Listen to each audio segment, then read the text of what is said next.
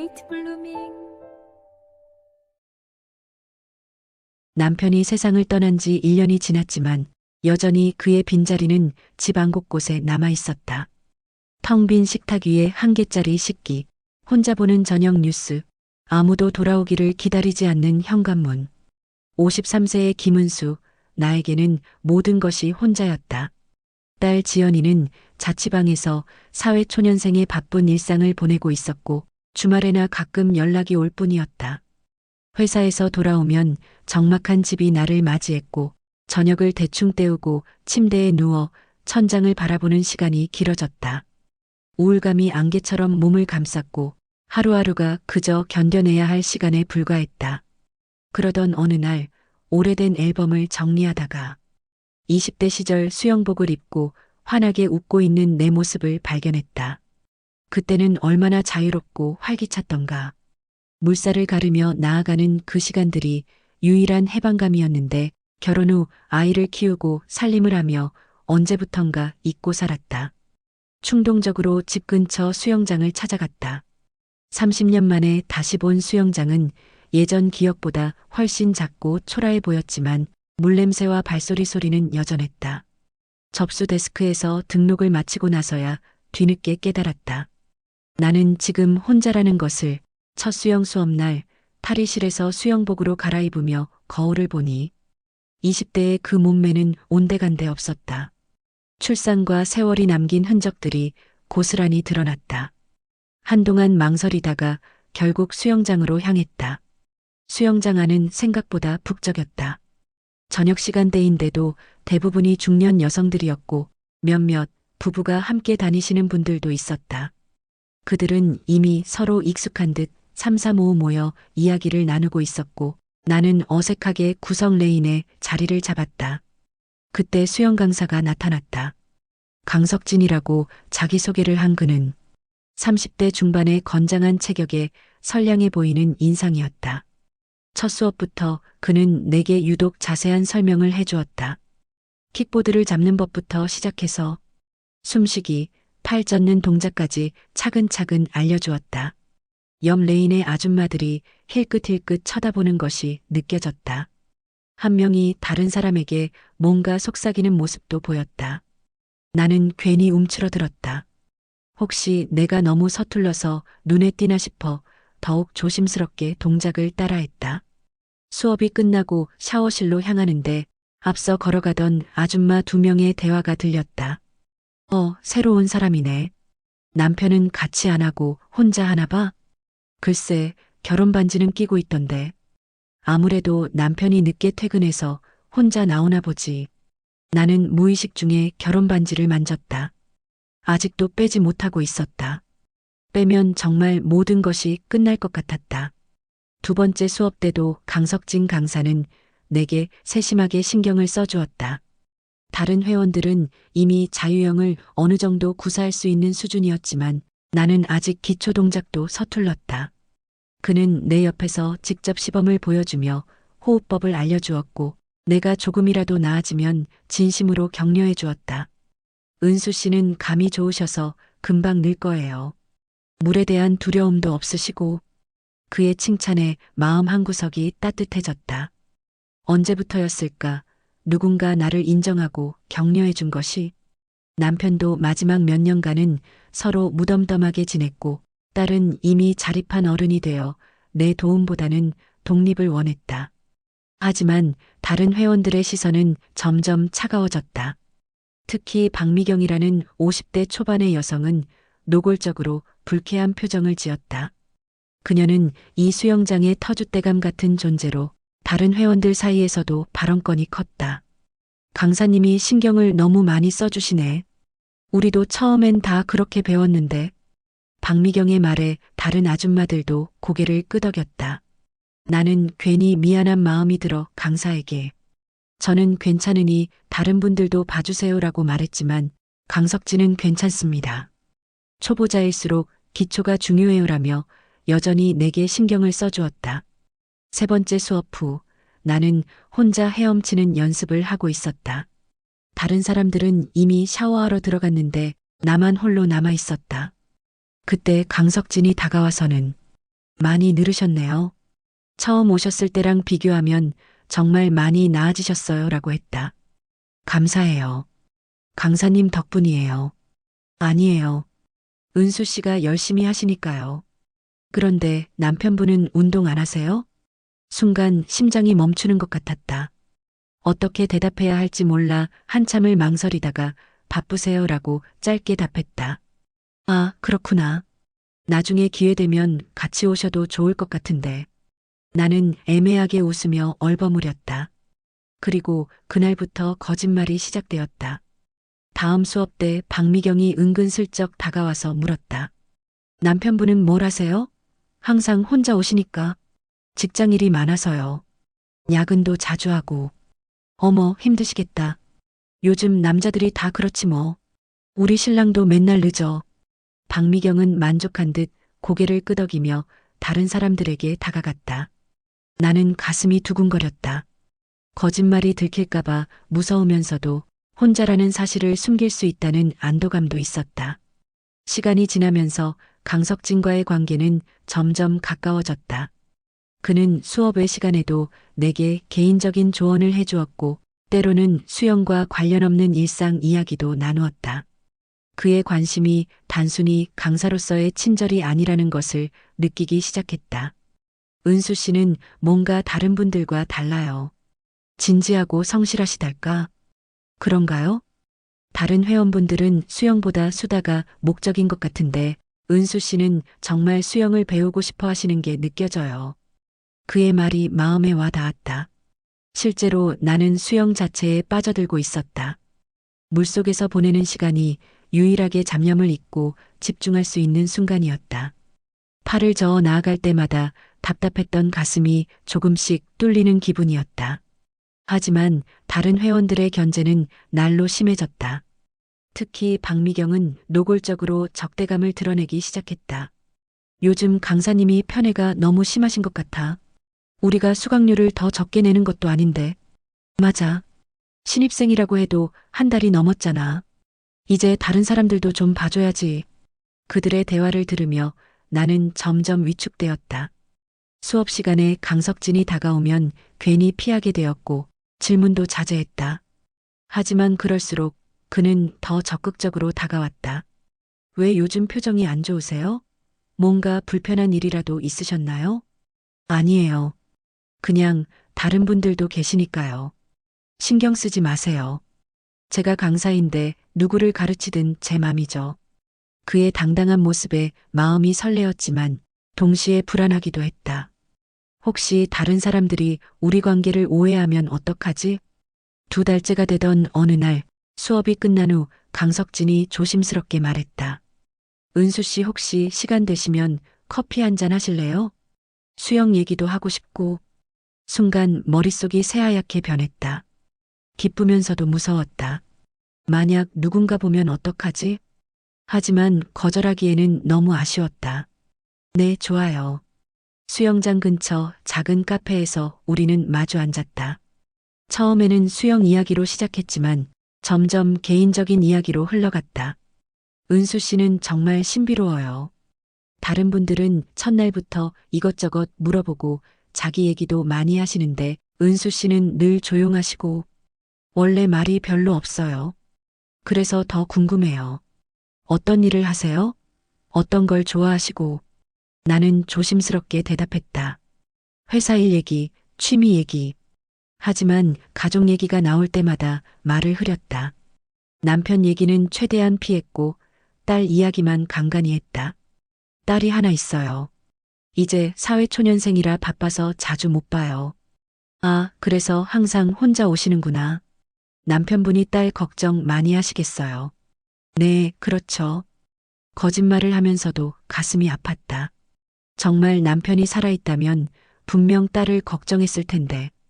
그리고 내가 이렇게 다른 남자와 커피를 마시고 있다는 것도 알면 어떻게 생각할까? 커피 시간이 끝나고 집으로 돌아가는 길 마음이 복잡했다. 강석진에 대한 감정이 단순한 호감을 넘어서고 있다는 것을 느꼈다. 그의 따뜻한 관심, 진심 어린 격려, 그리고 나를 바라보는 그 눈빛. 모든 것이 내 마음을 흔들어 놓았다. 하지만 나는 거짓말로 뒤범벅된 관계를 만들고 있었다. 언젠가는 진실이 밝혀질 텐데 그때는 어떻게 해야 할까? 그날 밤 남편의 사진을 바라보며 눈물이 났다. 미안함과 죄책감, 그리고 새로운 감정에 대한 혼란이 뒤엉켜 있었다. 나는 정말 나쁜 사람인 걸까? 남편이 죽은 지 1년밖에 안 되었는데 다른 남자에게 마음을 갖는 것이 옳은 일일까? 다음 날 수업 때 박미경이 다가와서 수상한 미소를 지으며 말했다. 어제 시내에서 봤어요. 강사님이랑 같이 있던데? 심장이 쿵 떨어지는 것 같았다. 들켰구나. 아, 우연히 마주쳐서요. 잠깐 인사만. 그래요? 꽤 오랫동안 앉아있던데. 뭐, 수영 상담도 받으시고 그러셨겠죠. 박미경의 말투에는 분명한 의심과 견제가 담겨 있었다. 나는 애매하게 웃으며 얼버무렸지만 그녀의 날카로운 시선이 계속 나를 따라다녔다. 그날부터 분위기가 확연히 달라졌다. 다른 회원들도 나를 바라보는 시선이 차가워졌고 내가 지나가면 수군거리는 소리가 들렸다. 탈의실에서 옷을 갈아입을 때도 시선을 느꼈고 수업 중에도 은근한 견제가 계속되었다. 특히 박미경과 그녀의 측근들은 노골적으로 나를 따돌렸다. 수업 전 준비운동 시간에 다들 모여서 이야기할 때도 나만 빼고 원을 만들었고 수업 후 샤워실에서도 내가 들어오면 대화를 멈추고 나가버렸다. 강사님이 요즘 너무 편해하시는 것 같지 않아요? 맞아요. 우리는 몇 년을 다녔는데도 저런 대우 못 받았어요. 뭔가 수상해. 남편 있다면서 강사랑 왜 따로 만나? 그들의 대화가 귓가에 맴돌았다. 나는 점점 수영장에 오는 것이 부담스러워졌다. 하지만 강석진을 포기할 수도 없었다. 그는 내게 유일한 위로였고 살아있음을 느끼게 해주는 존재였다. 어느 날 강석진이 조심스럽게 물었다. 요즘 왜 이렇게 힘들어 보이세요? 다른 회원들이 뭔가 불편하게 한 건 아니죠? 아니에요. 그냥 좀 피곤해서요. 혹시 저 때문인가요? 제가 너무 신경을 많이 써드린 건 아닐까요? 그의 걱정 어린 목소리에 마음이 아팠다. 이런 선량한 사람을 내가 거짓말로 속이고 있다니. 강사님 잘못이 아니에요. 제가 예민한 것 같아요. 그래도 불편하시면 언제든 말씀하세요. 저도 모르게 선을 넘었을 수도 있어서요. 그의 배려심에 더욱 마음이 흔들렸다. 이런 사람을 만난 것이 정말 행운일까, 불행일까? 하지만 현실은 녹록지 않았다. 박미경 일파의 견제는 점점 심해졌고 급기야 노골적인 괴롭힘으로 발전했다. 어머, 은수 씨 결혼 반지 정말 예쁘네요. 몇 년 차세요? 20. 20 몇 년 됐나요? 오래되셨네. 그런데 남편분은 정말 바쁘신가 봐요. 한 번도 못 봤어요. 회사 일이 많아서요. 어느 회사에 다니세요? 우리 동네 사람들인데 한 번쯤 마주칠 법도 한데. 질문이 점점 구체적이고 날카로워졌다. 나는 땀을 흘리며 대충 대답했지만 그들의 의심스런 표정은 사라지지 않았다. 그러던 어느 날 결정적인 사건이 일어났다. 강석진이 내게 작은 선물을 건넸다. 수영용 방수 시계였다. 수영할 때 시간 확인하시라고요. 별거 아니니까 부담 갖지 마세요. 그 순간 박미경이 다가왔다. 어머, 강사님이 선물까지 주시네요. 우리는 몇 년을 다녀도 이런 대우 못 받았는데. 아, 이건 별거 아니에요. 다른 분들도. 아니에요, 괜찮아요. 우리야 이제 늙은이니까 그런 거 안 바래요. 하지만 어떻게 생각할지 모를 사람들도 있으니까 조심하세요. 박미경의 말에는 분명한 경고가 담겨 있었다. 나는 시계를 받기도 거절하기도 어려운 상황에 놓였다. 결국 받기는 했지만 마음이 무거웠다. 그날 밤 남편 없이 처음으로 받은 남자의 선물을 바라보며 복잡한 심정이었다. 기쁘면서도 죄스러웠고 설레면서도 무서웠다. 다음 날부터 상황은 더욱 악화되었다. 박미경과 그 일당들은 대놓고 나를 무시했고 강사 앞에서도 비아냥거리는 말을 서슴지 않았다. 요즘 개인 레슨 많이 받으시는 것 같아요. 부럽네. 그러니까요. 우리는 언제 그런 대우 받아볼까? 글쎄요, 뭔가 특별한 게 있나 봐요. 그들의 말에 강석진도 당황하는 것 같았다. 그는 더 이상 내게만 특별히 관심을 보이지 않았고 다른 회원들에게도 골고루 신경을 썼다. 하지만 이미 늦었다. 나는 그들 사이에서 찬밥 신세가 되어버렸다.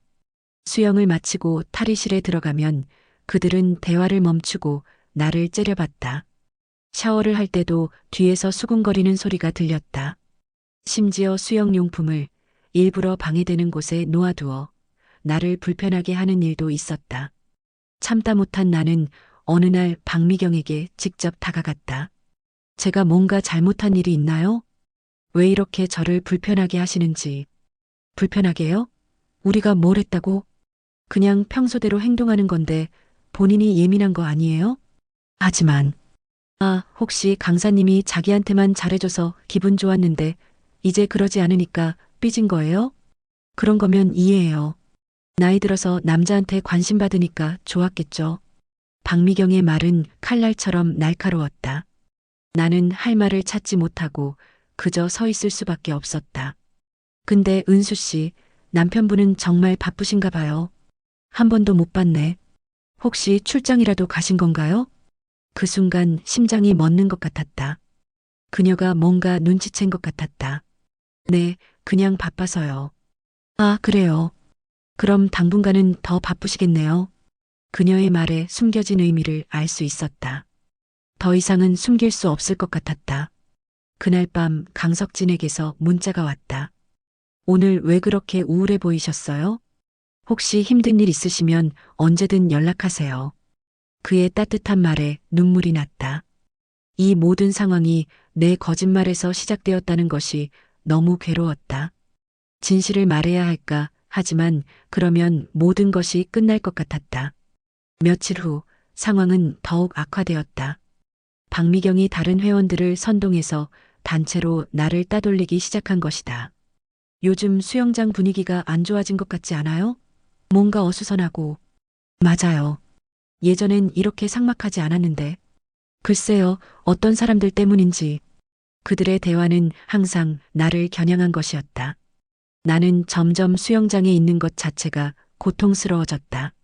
하지만 강석진을 포기할 수는 없었다. 그는 남편을 잃고 우울했던 내게 다시 살아갈 이유를 준 소중한 존재였다. 그러던 어느 날 강석진이 조심스럽게 물었다. 은수 씨, 요즘 너무 힘들어 보여요. 혹시 다른 수영장으로 옮기는 것도 생각해 보시는 게 어떨까요? 그의 제안에 마음이 아팠다. 나 때문에 그도 힘들어하고 있다는 것을 느꼈다. 제가 문제인가요? 그런 게 아니라 분위기가 좀 그렇잖아요. 다른 회원들이 은수 씨를 좋지 않게 보는 것 같아서요. 왜 그럴까요? 글쎄요. 아마 제가 은수 씨에게 관심을 많이 보인 것 때문일 수도 있어요. 그의 고백에 가슴이 두근거렸다. 그도 나를 특별하게 생각하고 있다는 것을 확인한 셈이었다. 강사님이 잘못한 건 없어요. 하지만 은수 씨가 힘들어하시는 모습을 보니까 제 탓인 것 같아서요.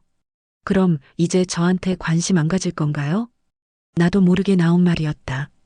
강석진이 깜짝 놀란 표정을 지었다. 그게, 은수 씨는 남편분이 계시잖아요. 순간 모든 것이 무너져 내리는 것 같았다. 결혼 반지, 거짓말, 그리고 이제는 돌이킬 수 없는 상황들. 만약에 남편이 없다면 어떨까요? 내가 한 말에 스스로도 놀랐다. 강석진도 당황한 표정이었다. 무슨 말씀이세요? 그 순간 나는 모든 것을 털어놓고 싶었다. 하지만 용기가 나지 않았다. 대신 애매하게 웃으며 그냥 가정해 본 거예요라고 얼버무렸다. 하지만 강석진의 표정에서 뭔가 달라진 것을 느꼈다. 의심의 눈빛이었다. 그 역시 내 거짓말을 눈치채기 시작한 것 같았다. 그날 밤 나는 결정했다. 더 이상은 버틸 수 없었다. 박미경 일파의 괴롭힘도 견딜 수 없었고 강석진에게 거짓말을 계속하는 것도 한계였다. 무엇보다 내 자신이 너무 초라해졌다. 다음 날 나는 강석진에게 개인적으로 만날 수 있는지 물었다. 그는 망설이다가 수영장 근처 조용한 곳에서 만나자고 했다. 사실 말씀드릴 게 있어서요. 강석진은 진지한 표정으로 나를 바라봤다. 저 남편이 없어요. 그의 눈이 커졌다. 1년 전에 세상을 떠났어요. 그런데 혼자라는 걸 알리고 싶지 않아서 거짓말을 했어요. 한동안 침묵이 흘렀다.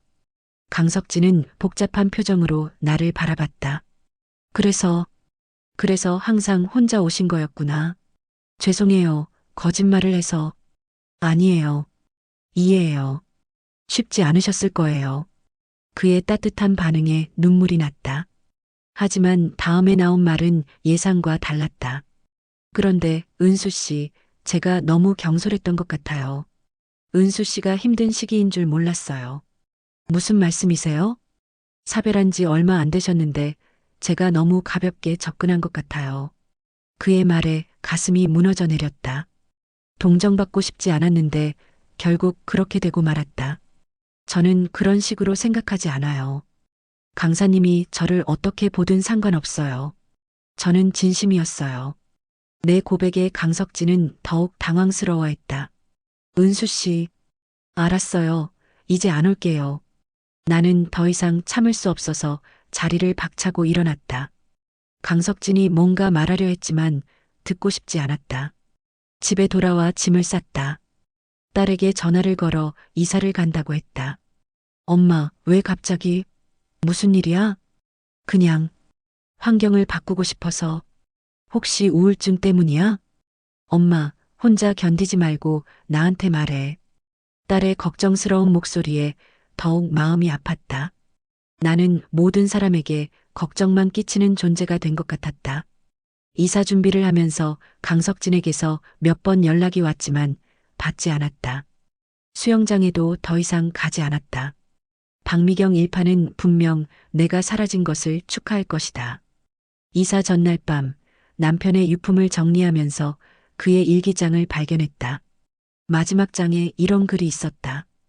은수가 너무 걱정된다. 내가 먼저 가면 혼자 남겨두게 되는데. 은수는 누군가의 사랑을 받을 자격이 있는 사람이다. 내가 없어도 행복했으면 좋겠다. 눈물이 왈칵 쏟아졌다. 남편은 내가 다시 사랑할 수 있기를 바랐던 것이다. 그런데 나는 왜 이렇게 죄책감에 시달렸을까?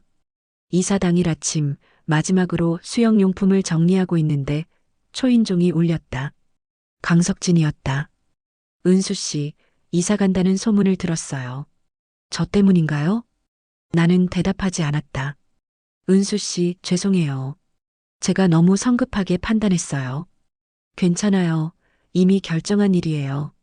은수 씨, 하지만 도망가는 건 해결책이 아니에요. 도망가는 게 아니라 새로운 시작이에요. 그럼 저와의 관계도 끝내는 건가요? 그 질문에 가슴이 아팠다. 하지만 이미 선택한 길이었다. 저는 애초에 시작된 것도 없었다고 말했다. 그렇지 않아요. 저도 은수 씨를 좋아해요. 순간 심장이 멈춘 것 같았다. 뭐라고요? 처음에는 그냥 수영 가르치는 것이었는데 점점 은수 씨가 궁금해졌어요. 다른 사람들과 달리 진솔하고 순수해 보였어요. 하지만 저는 거짓말쟁이잖아요. 그는 거짓말한 이유를 이제 이해해요. 상처받기 싫어서였죠라고 말해주었다. 그의 말에 눈물이 났다. 은수 씨, 저와 다시 시작해보면 안 될까요? 이번엔 진실로만. 다른 회원들은 어떡해요? 박미경 씨 같은 사람들. 신경 쓰지 마세요. 제가 다 정리할게요. 어떡해요? 사실 저도 다른 수영장으로 이직을 생각하고 있었어요. 거기서 새로 시작하면 돼요. 그의 제안에 마음이 흔들렸다. 하지만 여전히 두려웠다. 저 같은 사람과 함께해도 괜찮을까요? 나이도 많고 과거도 있고 나이가 뭐가 중요해요. 저는 은수 씨의 지금 모습이 좋아요. 정말요? 네. 은수 씨는 아직 충분히 아름다워요. 그리고 사랑받을 자격이 있어요. 그 말에 남편의 일기가 떠올랐다. 남편도 같은 말을 했었다. 시간을 좀 주세요. 생각해 볼게요. 네, 충분히 생각하세요. 저는 기다릴게요. 강석진이 돌아간 후 나는 한참을 생각했다. 정말 새로운 시작이 가능할까? 53세의 과부가 30대 중반의 미혼남과 행복할 수 있을까? 딸에게 전화를 걸었다. 지연아, 엄마가 물어볼 게 있어. 뭐야, 엄마? 만약 엄마가 다른 사람을 좋아하게 된다면 어떨 것 같아? 한동안 침묵이 흘렀다. 엄마 아빠 돌아가신 지 벌써 1년이 됐어. 엄마가 혼자 사는 게 더 마음 아파. 정말? 엄마도 행복할 권리 있어. 아빠도 그걸 원했을 거야. 딸의 말에 마음이 한결 가벼워졌다. 그날 밤 강석진에게 문자를 보냈다. 새로운 시작, 함께 해보고 싶어요. 곧바로 답장이 왔다. 정말요? 후회하지 않으실 거죠? 모르겠어요. 하지만 시도해보고 싶어요. 그럼 내일 만나서 구체적으로 이야기해요. 한 달 후, 나는 새로운 수영장에서 강석진과 함께 수영을 배우고 있었다. 이번에는 거짓말 없이 진실한 관계로. 처음에는 어색했다. 나이 차이도 있고 과거의 상처도 있었다. 하지만 강석진은 인내심을 갖고 나를 기다려 주었다. 천천히 조금씩 마음을 열어갔다. 새로운 수영장의 사람들은 우리를 그저 연인으로 받아들였다. 누구도 간섭하지 않았고 수군거리지도 않았다. 박미경 같은 사람은 없었다. 6개월이 지났을 때 강석진이 프로포즈했다. 은수 씨, 저와 결혼해 주세요. 저는 확신해요. 은수 씨가 제 인생의 마지막 사랑이라는 걸. 그의 진심 어린 고백에 마음이 움직였다. 하지만 여전히 두려웠다. 제가 재혼하면 사람들이 뭐라고 할까요? 상관없어요. 우리가 행복하면 되는 거잖아요. 딸은 어떻게 생각할까요? 지연이는 이미 저를 좋아해요. 걱정하지 마세요. 실제로 딸은 강석진을 만나보고는 엄마, 좋은 사람 만났네라며 축복해 주었다. 1년 후, 우리는 조용한 결혼식을 올렸다. 딸과 몇몇 가까운 사람들만 참석한 소박한 결혼식이었지만 그 어떤 화려한 결혼식보다 의미 있었다. 결혼식 전날 밤, 남편의 사진 앞에서 마지막 인사를 했다.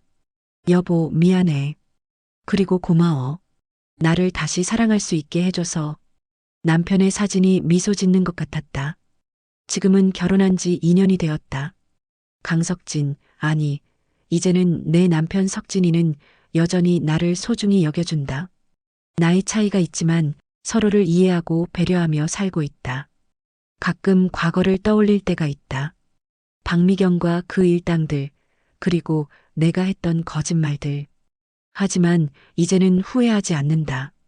그 모든 일들이 있었기에 지금의 행복이 있는 것이니까.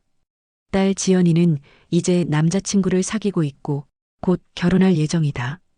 인생이란 정말 예측할 수 없는 것 같다. 어제 동네에서 박미경을 우연히 마주쳤다. 그녀는 나를 보고 깜짝 놀란 표정을 지었다. 어머, 은수 씨? 여기서 웬일이세요? 안녕하세요. 이 근처로 이사 왔어요. 아, 그래요? 그런데 혼자 사세요? 아니요, 결혼했어요. 그녀의 눈이 커졌다. 재혼하신 건가요? 네. 그럼 그때 남편분은 돌아가셨어요. 한동안 침묵이 흘렀다. 박미경은 어색한 표정을 지었다. 그랬군요. 몰라서 죄송해요. 괜찮아요. 이제 행복하게 살고 있어요. 다행이네요. 그럼 새 남편분은 수영 강사였어요. 박미경의 얼굴이 새하얗게 질렸다. 그제야 모든 것을 이해한 듯했다. 아, 그때 그분이. 네, 그분이에요. 그럼, 그럼 그때, 네, 진짜 좋아했던 거예요. 박미경은 할 말을 잃은 듯 서 있었다. 나는 미소를 지으며 말했다. 그때는 정말 힘들었어요. 하지만 지금 생각해보면 고마워요. 미경 씨가 괴롭히지 않았다면 진실을 말할 용기가 나지 않았을 거예요. 저는 괜찮아요. 이제 다 지난 일이에요. 집으로 돌아가는 길 마음이 뿌듯했다. 박미경에게 원망을 갖지 않는 것은 아니지만 그녀 덕분에 내가 더 강해질 수 있었던 것도 사실이다. 집에 들어서니 석진이가 저녁을 준비하고 있었다. 어디 다녀왔어요? 응, 장 보러 갔다가 옛날 수영장 사람 만났어. 아, 그 박미경 씨? 어떻게 알았어? 표정 보면 알지. 뭐라고 하던가요? 별로, 그냥 어색해 하더라. 석진이는 웃으며 나를 안아주었다. 이제 그런 사람들 신경 쓰지 마세요. 우리가 행복하면 되는 거잖아요. 맞아. 저녁을 먹으면서 석진이가 말했다. 은수야, 내가 처음에 너를 좋아하게 된 이유 알아? 다른 사람들은 나한테서 뭔가 받으려고 했는데, 너는 진짜 수영을 배우고 싶어 했잖아. 그리고 항상 진지하고 성실했어. 그날 밤 잠들기 전에 창밖을 바라봤다. 별들이 반짝이고 있었다. 53세에 시작된 새로운 사랑, 그리고 새로운 인생. 늦었다고 생각했지만 지금이 바로 내 인생의 가장 아름다운 시기인 것 같다. 레이트 블루밍. 늦게 피는 꽃도 충분히 아름다울 수 있다는 것을 이제 안다. 나는 53세에 다시 피어난 꽃이다. 그리고 이 꽃은 지금도 계속 피어나고 있다.